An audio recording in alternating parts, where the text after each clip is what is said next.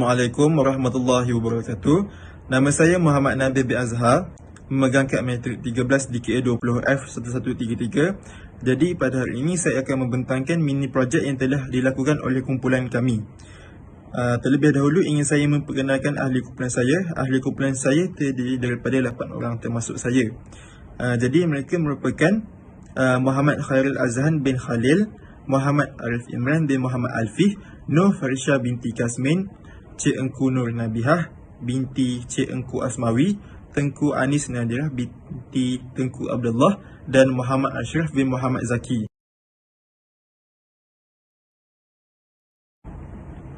Jadi model yang telah dipilih untuk kami cipta bagi mini projek ini adalah Dewan Hijau Seberguna. Jadi apakah itu bangunan hijau?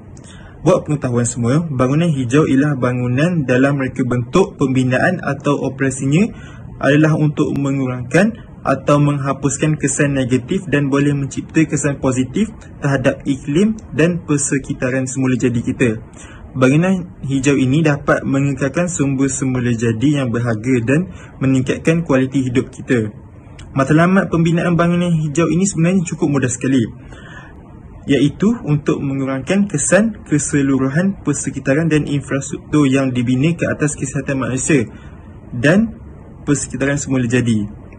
Oleh itu, sebuah bangunan yang dicop label hijau ini bukan sebarangan karya seni biasa. Ia mesti mempunyai sifat bentuk dan fungsi yang mengikut definisi dan ciri-ciri spesifik bangunan hijau. Jadi, antara aspek penting dalam sesebuah bangunan hijau ini adalah mesti mempunyai kecekapan struktur yang nyata, iaitu boleh diukur dalam penggunaan sumber semula jadi seperti tenaga dan air.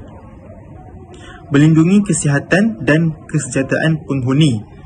Yang ketiga adalah meningkatkan produktiviti pekerja, iaitu jika sesebuah bangunan itu komersial. Pendek kata, konsep bangunan hijau ini lebih kurang sama dengan bangunan semula jadi. Cuma menariknya, bangunan hijau ini dibina pada skala lebih kecil dan memberi tumpuan kepada pengguna bahan semula jadi yang tersedia.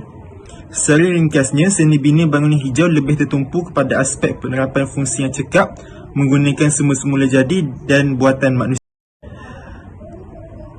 Mana-mana bangunan hijau, sama ada rumah, pejabat, sekolah, dewan, hospital, pusat komuniti atau apa-apa jenis struktur lain, dengan syarat ia termasuk dengan ciri-ciri yang telah dinyatakan sebelum ini layak dilabel sebagai bangunan hijau. Walau bagaimanapun, perlu diingatkan bahawa tidak semua bangunan hijau adalah sama. Negara dan wilayah yang berbeza mempunyai pelbagai ciri seperti keadaan iklimnya tersendiri, budaya dan tradisi yang unik, jenis dan umur bangunan yang pelbagai, atau keutamaan alam sekitar, ekonomi dan sosial yang luas. Semuanya membentuk pendekatan mereka terhadap bangunan hijau. Seterusnya adalah mengenai kriteria bangunan hijau. Jadi terdapat beberapa kriteria bangunan hijau. Yang pertama adalah penggunaan tenaga atau kuasa yang optimum, pemeliharaan air. Yang ketiga, pengurusan sistem pepejal. Yang keempat, sistem pengangkutan cekap tenaga. Dan terakhir sekali adalah perancangan sistem binaan yang cekap. Jadi, 5 ini kriteria bangunan hijau. Selanjutnya kita pergi kepada floor plan. Buat pengetahuan puan, floor plan ini telah dilakukan oleh salah seorang daripada kumpulan kami, iaitu Muhammad Khairul Azhan. Jadi dianggarkan bangunan Dewan Seberguna Hijau kami ini dianggarkan mempunyai keluasan 9,600 meter persegi, di mana lebar adalah 80 meter dan panjangnya 120 meter. Seterusnya, jika puan dapat lihat pada slide, itu merupakan model mini projek Dewan Hijau Seberguna yang telah dilakukan oleh kumpulan kami. Jadi untuk melakukan model ini, kami telah menggunakan beberapa barang semula jadi seperti kotak, kayu dan pelbagai lagi bahan kita semula bagi menjimatkan kos pembuatan model mini projek kami ini. Jadi dianggarkan mengambil masa lebih kurang seminggu untuk menyiapkan model mini projek Dewan Hijau Serbaguna ini. Dan seterusnya, untuk menerangkan mengenai projek ini, saya akan menyerahkan kepada rakan saya, iaitu Muhammad Ashraf, untuk meneruskan perbentangan. Sekian saja daripada saya. Terima kasih. Assalamualaikum warahmatullahi wabarakatuh. Saya Muhammad Ashraf bin Muhammad Zaki, memegang kad matrik 13 DKA 20F1157. Saya akan menyambung perbentangan yang dilakukan oleh Muhammad Nabil bin Azhar. Untuk kriteria yang digunakan dalam model mini projek ini ialah model ini ialah model binaan Dewan Hijau Serbaguna. Dewan ini dibina menggunakan beberapa elemen rumah hijau seperti sistem solar. Seperti yang kita tahu, terdapat kelebihan apabila kita menggunakan sistem solar. Kelebihan menggunakan sistem solar ialah ia dapat membantu dalam kecekapan tenaga dan penggunaan tenaga dengan menggunakan semula jadi yang merupakan cahaya matahari. Selain itu, tenaga solar boleh digunakan untuk menjana haba dan elektrik. Ia amat berguna di kawasan yang tidak mempunyai rangkaian elektrik yang mudah diakses serta mengurangkan kos tenaga elektrik.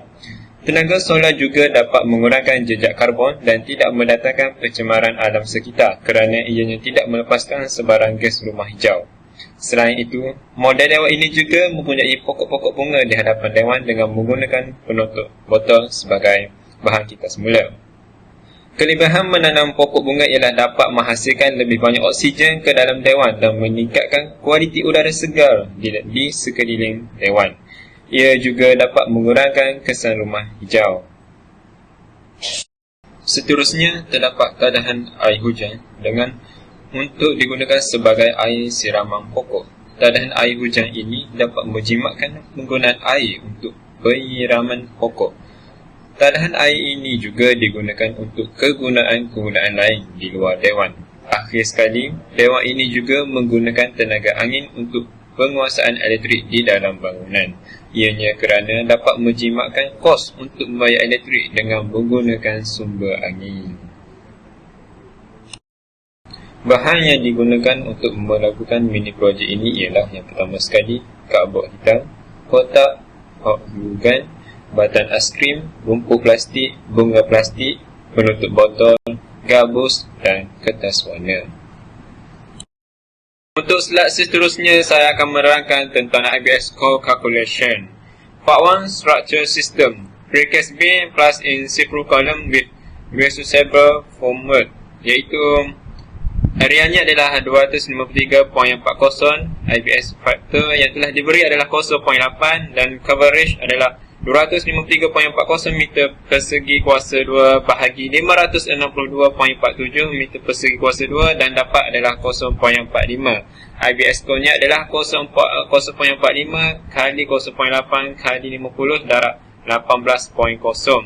Untuk area 110.52 pula, flow area, IBS factor adalah 0.8 yang telah diberi dan 119.52 bahagi 562.47 bersamaan 0.20 untuk coverage flow area dan IBS score-nya adalah 0.20 kali 0.8 kali 50 dapat 8.0. Untuk timber roof area adalah 198.55 dan IBS factor-nya adalah 1.0, coverage dia adalah 198.55 kali 562.47 dan dapat 0.35. Untuk IBS score-nya adalah 0.35 darab 1.0 darab 50 dan sama dengan 17.5.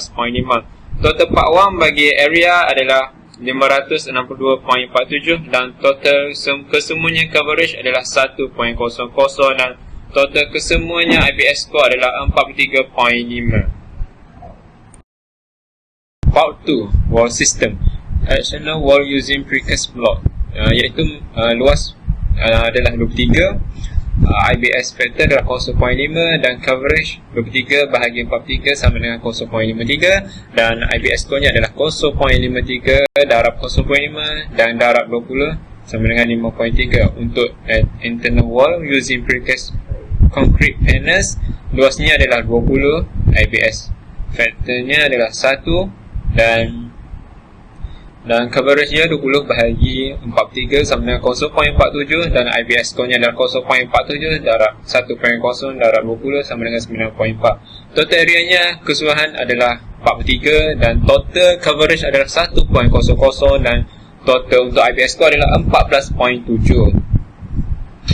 Part 3 ada Simplified Construction Solution. 6 properties of beam size for the MS 1064 part 10, iaitu coverage nya adalah 60% dan IPS score nya adalah 2, manakala 100% of column size follow MS 1064 part 10 adalah coverage nya adalah 100% dan IPS score nya adalah 4, dan yang ketiga 80% of door size follow MS 1064 part 4, coverage nya adalah 80% dan IPS score nya adalah 4.